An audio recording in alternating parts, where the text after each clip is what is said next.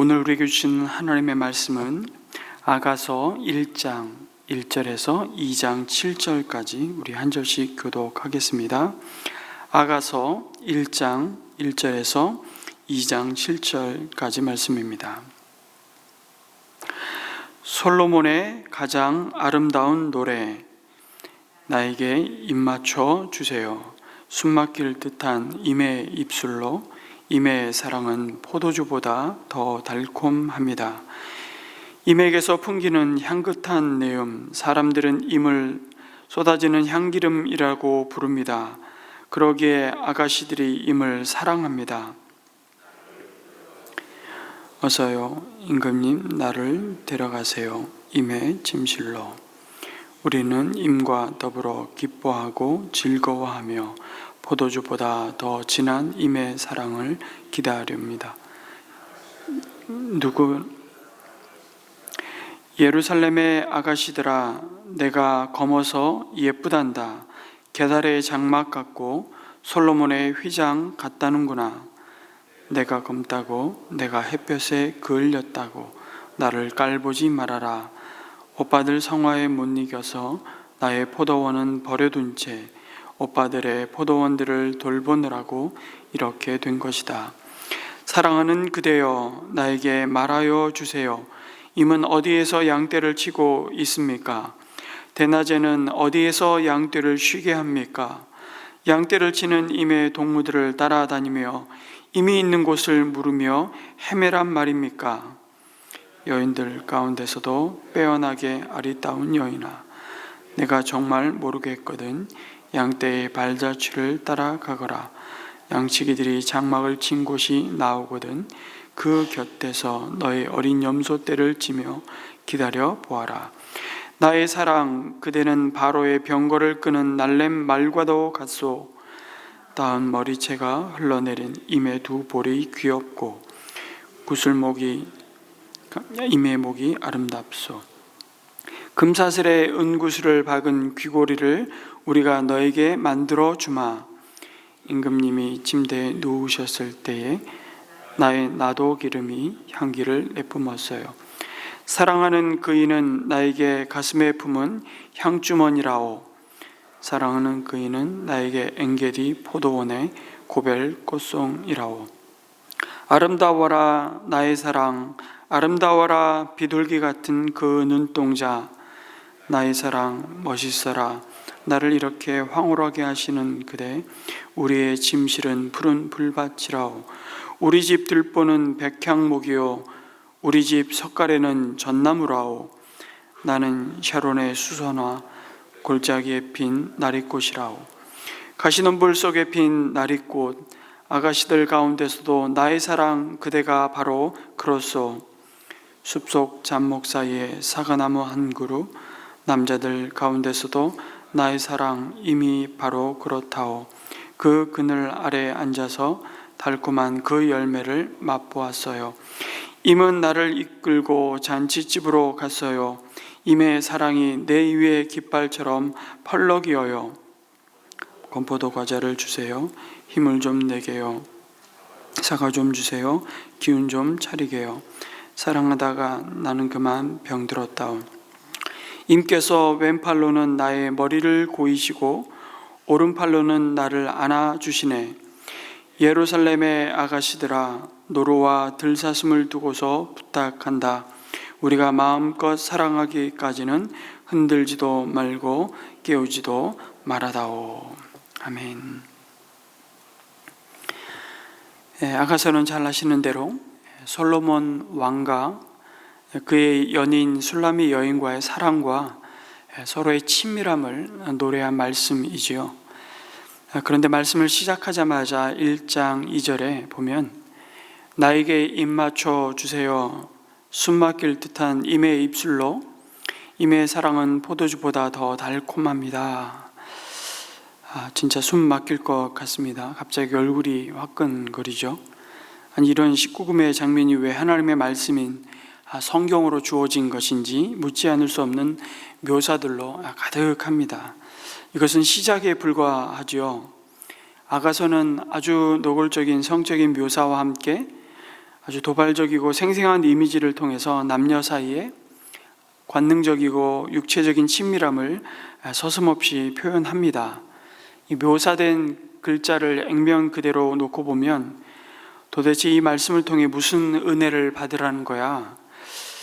오히려 은혜가 싹 날아가는 순간처럼 느껴지는 말씀들이 계속 이어집니다. 그래서 유대인들의 경우 지금은 어떤지 모르겠지만 30세 이전에는 아가서를 읽지 못하도록 했습니다. 표현이 너무 선정적이어서 그런 것이 아니라 사실 이 말씀을 대하면서 30세 이전에 어쩌면 좀 미성숙한 유대 젊은이들이 이 말씀을 하나님의 말씀인 정경으로 받아들이는 것을 거부할까 봐 그렇게 유대인들은 이 지혜의 말씀을 30세 이후 성숙한 인생의 완성미가 더해지는 그때부터 읽기 시작했던 것이죠. 그래서 아가서 말씀을 어떻게 해석하고 받아들여야 하는지, 하나님의 계신 말씀인 성경에 포함되어야 하는지에 대한 사실 많은 논란이 있었던 성경책이 아가서입니다. 솔로몬의 가장 아름다운 노래라는 1장 1절의 말씀부터 해석에 대한 의견이 참 분분하죠. 솔로몬의 라는 부분을 솔로몬에 의해서 쓰여진 솔로몬이 저자인 책인지, 아니면 솔로몬에게 바치기 위한 책인지, 또는 솔로몬을 위해 솔로몬을 주인공으로 하여 지어졌다는 것인지, 그 전치사 하나를 놓고서 다양하게 해석할 여지가 있습니다. 물론 전통적으로 아가서는 솔로몬이 젊은 시절에 지었다고 봅니다. 그럼에도 이것이 솔로몬의 실제 사랑 이야기인조차 확실치 않습니다. 아가서의 본래 히브리어 제목은 노래 중에 노래라는 뜻이죠. 최상급을 써서 가장 위대한 노래라는 의미를 갖고 있습니다. 그런 의미를 살려서 한글 성경의 제목을 아가서, 아가들을 위한 노래가 아니고요, 우아할 아자 혹은 아름다울 아자에 노래 가자를 써서 아가서라 불렀습니다.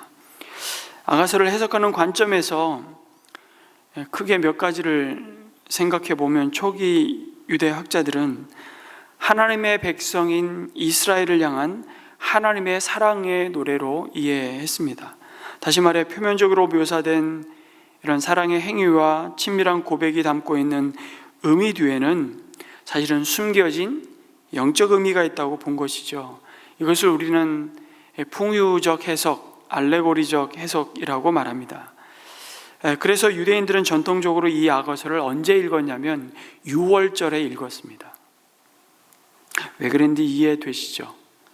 이스라엘 백성을 향한 하나님의 그 일방적인 사랑, 전적인 은혜라는 말이 아니고는 설명할 수 없는 그 하나님의 구원에 대해서 아가서를 읽으며 그 하나님의 진한 사랑을 새롭게 경험하는, 그래서 일종의 충격요법이라고 할 수 있습니다.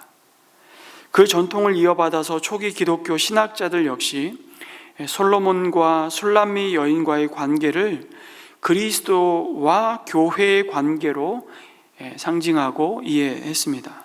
그러니까 쉬운 말로 아가서 말씀을 읽으면서 남녀 사이의 육체적이고 열정적인 사랑을 떠올리며 이 아가서에 묘사되는 이 구약의 결혼이 갖는 의미가 결국 그리스도 안에서 우리의 영원한 신랑이 되신 예수님과 그의 신부된 교회의 모형이라고 바라보았던 것입니다. 그것이 가장 자연스럽고 편안한 해석으로 받아들여진 것입니다.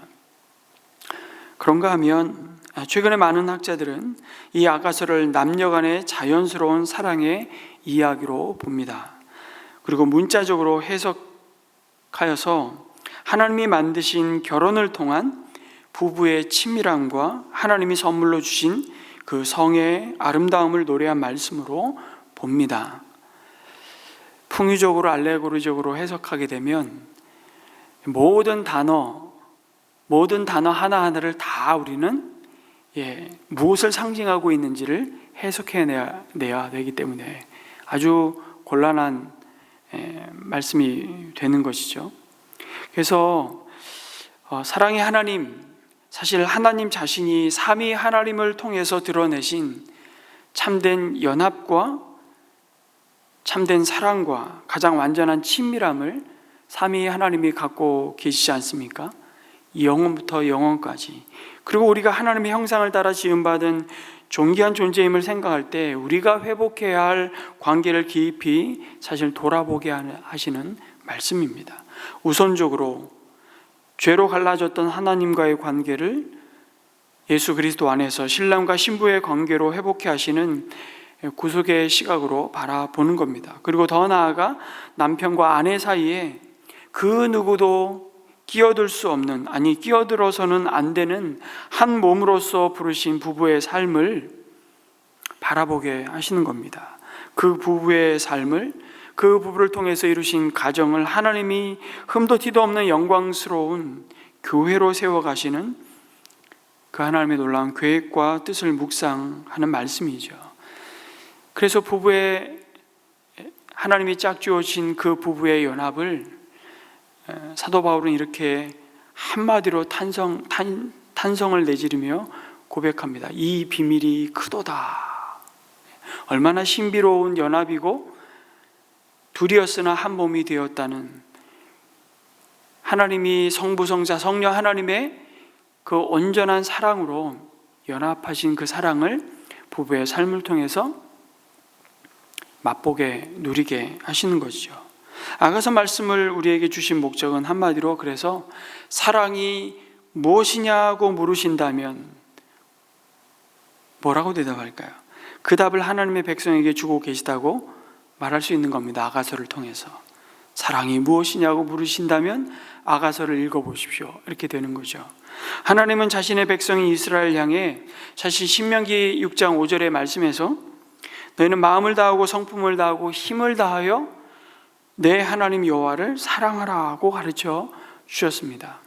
그런데 어떻게 하는 것이 마음을 다하고 뜻을 다하고 힘을 다하는 것인지 구체적으로 가르쳐 주시지 않으셨다면 이 사랑에 대한 구체적인 지침을 바로 아가서에서 말씀해 주시고 있는 것입니다. 사랑이란 무엇인지, 사랑한다는 것이 무엇인지, 사랑에 빠진 사람은 어떤 모습인지, 사랑에 빠진 사람의 주변 사람들은 또 어떤 반응을 보이는지, 심지어 그 사랑의 딜레마까지 아름다운 남녀의 노래와 주변 사람들의 그 합창을 통해서 사랑의 레시피를 펼쳐 주시는 것이죠. 그래서 아가서는 노래 중에 노래이고 곧 사랑의 노래입니다.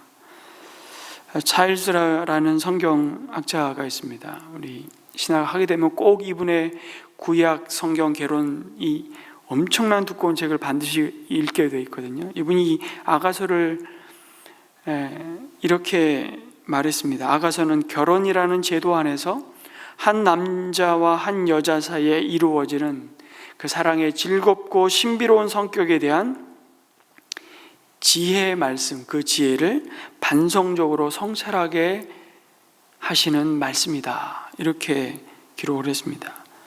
이러한 생각은 뭘 나타내냐면 매일의 삶이, 특히 부부의 삶이 지닌 그 평범한 일상성을 잘 가꾸어가며 그것을 하나님 주신 선물로서 소중히 여길 수 있도록 하는 지혜를 담고 있다는 것입니다. 그리고 이 축복 중에 하나가 남녀 간의 사랑이고 하나님 선물로 주신 성이라고, 특별히 부부라는 울타리를 통해서 주신 그 사랑의 연합과 성이라는 선물을 통해 마땅히 누리도록 하신 기쁨을 아름답게 가꾸어가는 삶에 대한 온전한 헌신, 하나님의 지혜를 아가서는 가르쳐 주십니다. 그 지혜와 배움이 없다면 가장 아름다운 선물이 오히려 가장 친밀함을 누려야 할 부부의 관계를 통해서 오히려 왜곡되고 서로의 삶을 복되게 하는 것이 아니라 오히려 파괴하고 위협할 수 있다고 경고하는 것입니다. 그리고 더 나아가 그것은 하나님과의 관계가 무너졌을 때 사실은 필연적으로 따라오는 불순종의 열매라는 것을 기억하게 되는 것이죠. 처음 아담과 하와를 지으시고 그 불을 짝지어 주셨지만 선악과를 따먹는 순간 그들에게 벌어진 사건의 모습이 인류 역사에 반복되고 있는 것입니다. 서로를 책임을 전가하며 당신 때문이라고. 이 세상의 모든 관계들이 그렇게 하나님을 떠나는 순간 우상 숭배적으로 변질되고 마는 것이죠. 성적인 면도 마찬가지입니다. 쾌락 그 자체가 목적이 될 때 우리는 그것을 상대방을 수단화하며 우상화하고 이를 추구하기에 우리의 모든 것을 거기에 걸 수 있습니다. 성적인 매력이 궁극적인 우상이 되어서 수많은 사람들이 지금도 오늘 이 시대도 외형적인 것만 추구합니다. 그래서 몸매를 가꾸고 성형을 하고 아름다움을 위해 지나친 다이어트와 운동을 하는 그 행위들이 결국 성을 우상으로 삼은 결과일 때가 얼마나 많은지 모릅니다. 그 하나하나는 우리를 건강하게 가꾸어가는 굉장히 중요한 삶의 태도임에도 불구하고 그것 자체가 목적이 될 때 그것은 우리의 우상이 되고 맙니다. 눈에 보여지는 우리의 몸이 우상인 거죠. 그래서 정말 그 아름다움을 우린 조각을 하면서도 그 가장 아름다운 조각이 뭡니까? 사람의 몸을 조각하는 거 아니겠습니까? 그런데 그것이 우상이 될 때 진정한 아름다움의 가치가 왜곡되어 버리고 맙니다. 이런 점은 솔로몬 때에도 마찬가지였던 것으로 보이죠.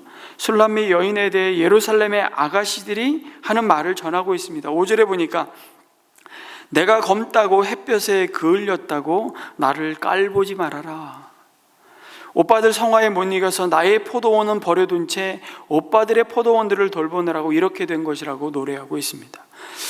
이 여인은 아름다웠지만 피부가 검었습니다.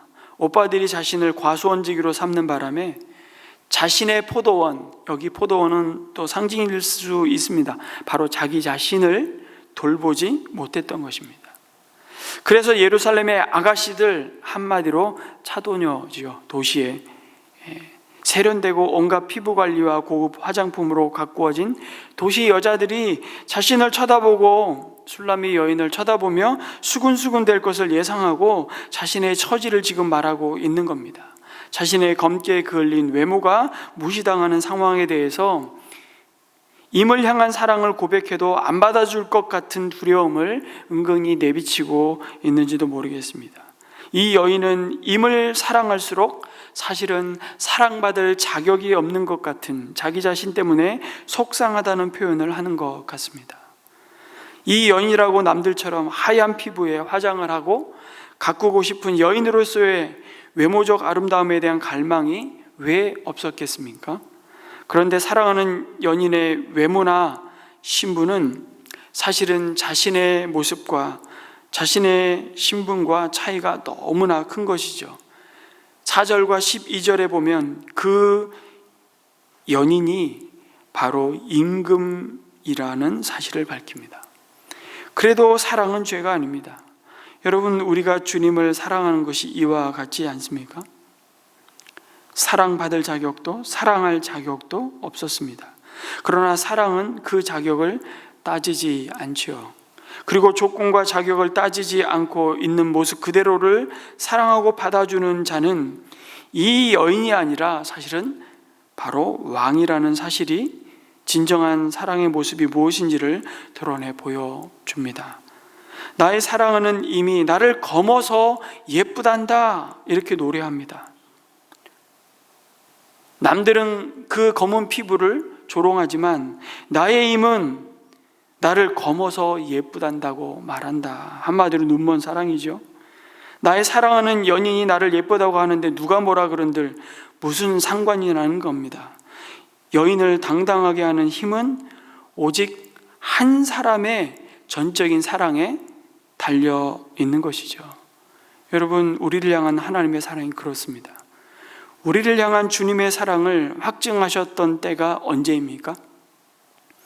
로마서 5장 8절에 놀랍게도 우리가 아직 죄인 되었을 때였다고 말씀하지 않습니까?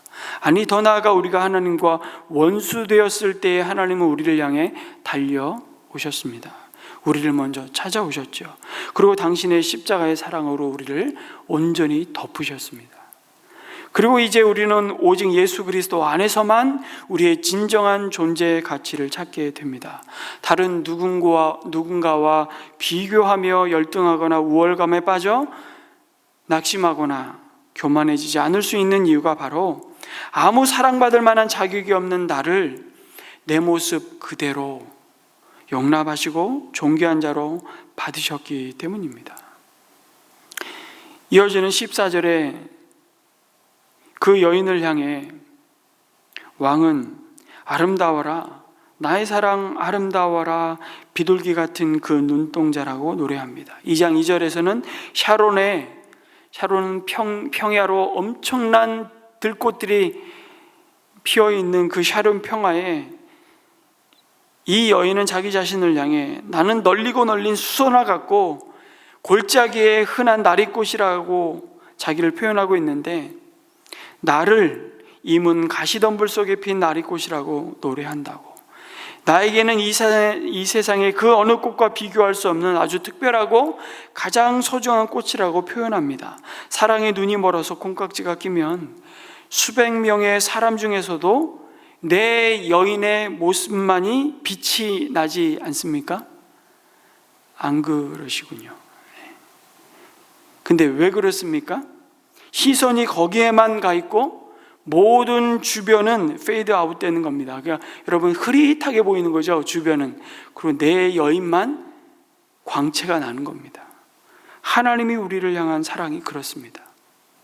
스바냐 3장 17절, 우리가 너무 잘 아시는 노래지요. 주 너의 하나님이 너와 함께 계신다. 구원을 베푸실 전능하신 하나님이시다. 그런데 그 하나님이 너를 보고서, 우리를 바라보고서 기뻐하고 반기시며 너를 사랑으로 새롭게 해주시고 너를 보고서 노래하며 기뻐하실 것이다. 축제 때에 즐거워하듯 하실 것이다. 내가 너에게서 두려움과 슬픔을 없애고 내가 다시는 모욕을 받지 않게 하겠다. 때가 되면 너를 억누르는 자들을 내가 모두 벌하겠다. 없어진 이들을 찾아오고 흩어진 이들을 불러 모으겠다. 흩어져서 사는 그 모든 땅에서 부끄러움을 겪던 나의 백성이 칭송과 영예를 받게 하겠다. 하나님의 노래입니다. 우리를 향한 하나님의 사랑의 세레나데죠. 그리고 여러분, 하나님과의 친밀한 그 관계를 가장 선명하게 보여주고 맛보며 누리는 관계로 부르신 대상이 바로 부부라는 사실입니다. 그래서 우리가 부부관계에서 누릴 수 있는 그 친밀도만큼 하나님과 우리의 친밀도를 이해할 수 있습니다. 부부간의 사랑을 위해 헌신하고 대가를 지불한 만큼 하나님께서 우리와의 관계에 얼마나 큰 희생과 낮아지심이 있었는지를 우리는 비로소 이해할 수 있습니다. 그런 점에서 사랑은 아주 적극적으로 그 사랑의 대상을 향해 그 사랑이 표현되고 있다는 것을 보여줍니다. 나에게 입 맞춰주세요. 임을 쏟아지는 향기름이라고 부르죠. 포도주보다 더 진한 임의 사랑을 기리렵니다. 사랑하는 그이는 나에게 가슴에 품은 향주머니라고, 포도원의 고벨 꽃송이라고 라고 노래합니다. 2장 2절에서 3절에는 서로 그 사랑의 고백을 주고받습니다. 아주 노골적으로 표현합니다. 숲속 잡목 사이에 사과나무 한 그루, 남자들 가운데서도 나의 사랑 이미 바로 그렇다오. 그 그늘 아래 앉아서 달콤한 그 열매를 맛보았어요. 임은 나를 이끌고 잔치집으로 갔어요. 임의 사랑이 내 위에 깃발처럼 펄럭인다고 노래합니다. 두 연인이 상대방을 즐거워하는 모습을 보여주지요. 이 말씀을 묵상하는데 제 머릿속에는 주님과의 관계에 그 사랑을 노래하는 찬송이 떠오르지 않고 갑자기 1990년도 제가 대학에 들어갔을 때 이상우 씨가 불렀던 노래 그녀를 만나는 곳 100m 전이 생각이 나는 겁니다. 저기 보이는 노란 찻집, 오늘은 그녀를 세 번째 만나는 날. 마음은 그곳을 달려가고 있지만 가슴이 떨려오네. 새로 산 구두가 어색해 자꾸 쇼윈도에 날 비춰봐도 멀쓱한 내 모습이 더 못마땅한 그녀를 만나는 곳 100m 전. 이 곡 기억하십니까? 벌써 날 기다리진 않을까. 아직 15분이나 남았는데 어젯밤에 맞춰놓은 내 시계 바늘이 잠든 게 아닐까.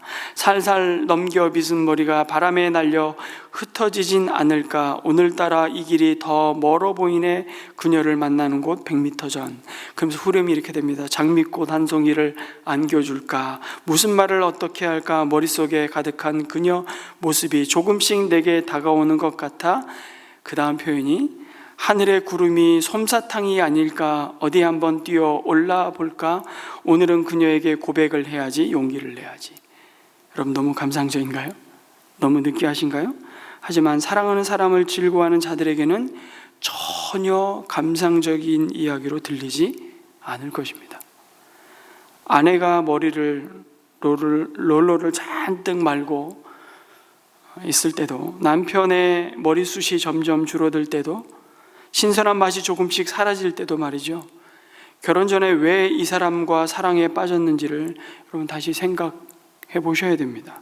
그때처럼 크게 웃어 보십시오. 그때처럼 낯간지러운 사랑 고백을 나누어 보라고 아가서는 우리에게 그렇게 요청합니다. 그때처럼 즐겁게 다시 꿈꿔 보라고 도전하죠.